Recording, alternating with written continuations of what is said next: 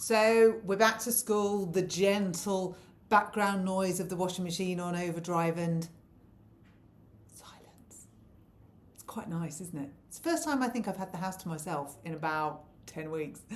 Anyway, we digress. Back to school, back to number 10, back to cocking up the country. Now, the papers are all full of Rachel Reeves taking us into a worse Truss-style explosion.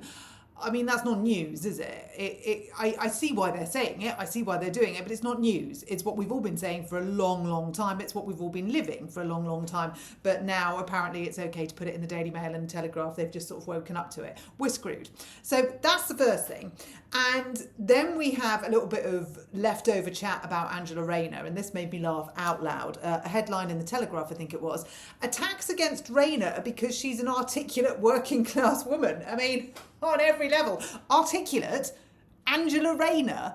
Have you ever seen any of her interviews? I mean, she can't put one word next to another. She cannot string a sentence together. She is about as articulate as I'm 6'7" with bright red hair. It's just a no. But anyway, that made me laugh. The attacks against Angela Rayner are because she's doing what she's trying to tax other people out of doing. That's why people are attacking her. It's not illegal. We've all said this. She hasn't done anything that nobody else could do. She's just done something that she's telling other people not to do, and she's implementing taxes to make them not do it. And she's got more money at her disposal. I mean, working class, Angela Rayner, back in the day, possibly she was, but now she's a fully fledged, signed up, bona fide member of the Champagne Socialist group. She is not working class. She's minted. Absolutely minted. But again, as I said, are we using class from what our money is, from what our bank balance is, or how we actually behave? If it's how we actually behave, then the definitions are irrelevant.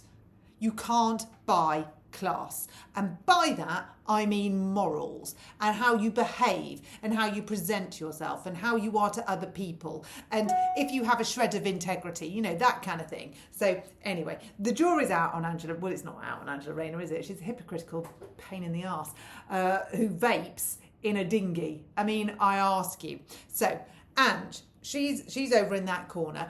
Bridge, she's given it the whole back to school jazz as she's beautifully pricing out of the market independent schools, independent nurseries and thousands of children. So thousands of children will have gone back to the wrong school this morning and yesterday morning and tomorrow morning.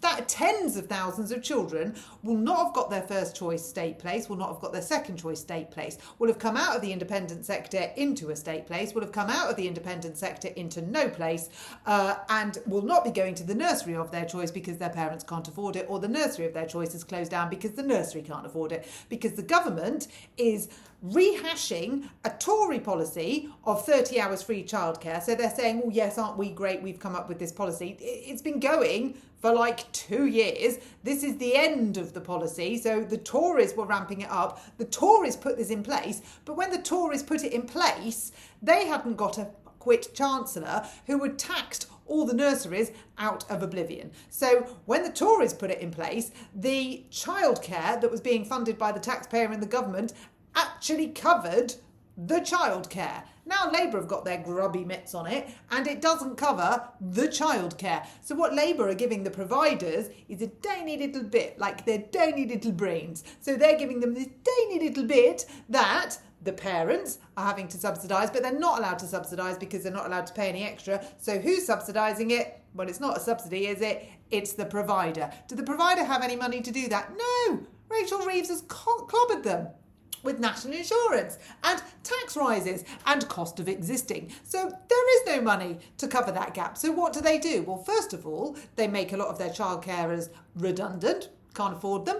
Secondly, they close. So then what happens to the kids? Well, they go into the state sector because that's what this is all about. This is Bridget Phillipson's state indoctrination, where your child will go to a state school because that's the only one she cares about, and they will learn what she wants them to learn, not what you want them to learn or the teachers want them to learn or I want them to learn. No. What Bridget wants them to learn. And you can bet your bottom dollar what's on Bridget's curriculum. That's right, the Labour Party manifesto. I mean, to be fair, it's not going to take long to learn it because it's written on that much paper and it all blew up in their first year. But there you go. That's what's happening to education. Now, Keir Starmer's saying he's in phase 2. I mean, holy shit. If phase 1 was pull the pin and throw, phase 2 is boom. And if we look at what's happened to all of the bonds market and the gilts and the yields, since Torsten Bell, I've got to not say Torsten Bell end, but it's hard to do. Since Torsten Bell was announced as being an economic advisor and writing the budget for Rach, because Rach can't do it because she's lost a calculator and a tiny little bit of paper which she writes it on, Torsten Bell's come in to do it. Well, did the economy, did the market say, way, yay, we've got someone who knows what they're doing. He's coming in, yay, Torsten's in charge. No, they didn't. This is what they did. Oh my God. It's like Dumb and Dumber of the Chancellor of the Exchequer and her dimwit mate. Torsten's been writing a few little tweets. They're quite funny. I don't know if I'll be able to find them now. Every time you want something, it's never there when you want it. But Torsten's been writing economic tweets, which are being absolutely annihilated. He's done something about oil, and he said something about who was in power when this was in power. You see, look, I'm never going to be able to find it now, am I?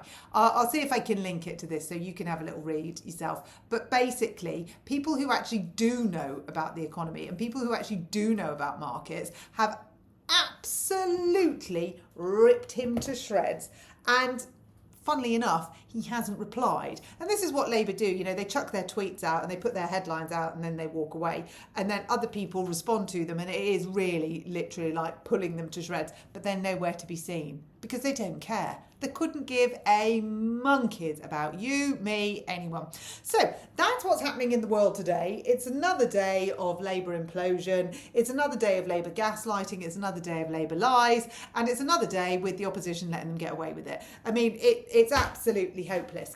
But the one good thing is that the real stalwart Labour supporters are now firmly not. So we are seeing a lot of people jumping ship. I mean, I don't think they're quite ready to go to the Greens just yet. That will be interesting to watch out.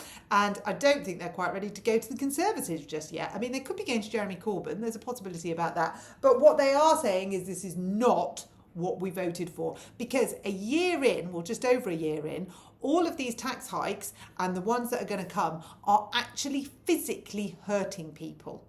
So they're actually physically changing our lives. So I heard somebody on the radio this morning who was being interviewed about the 30 hours free childcare. Can we stop saying it's free when it's clearly not free? It's taxpayer funded childcare. And he was saying, yeah, you know, I mean, it's good, only you don't get the whole 30 hours. You have to apply for it. You have to find a nursery where you're eligible for it. You have to find somewhere where they can take your child. And when you get it in chunks. You don't get the whole thing, and you don't get it. It's not like you can turn around and go, right, can I use all 30 hours this week? He said, so it actually doesn't really make any sense. And it's a great headline, but the realities and practicalities are miles off. He said, but honestly speaking, with the cost of everything else going up, drop in the ocean. Of course it is. I mean, seriously, what were they expecting? 30 hours of free childcare. Brilliant. Still can't afford the mortgage, still can't afford the rent, still can't put the heating on, still can't feed the family. You know, still can't afford life. It doesn't cut the mustard.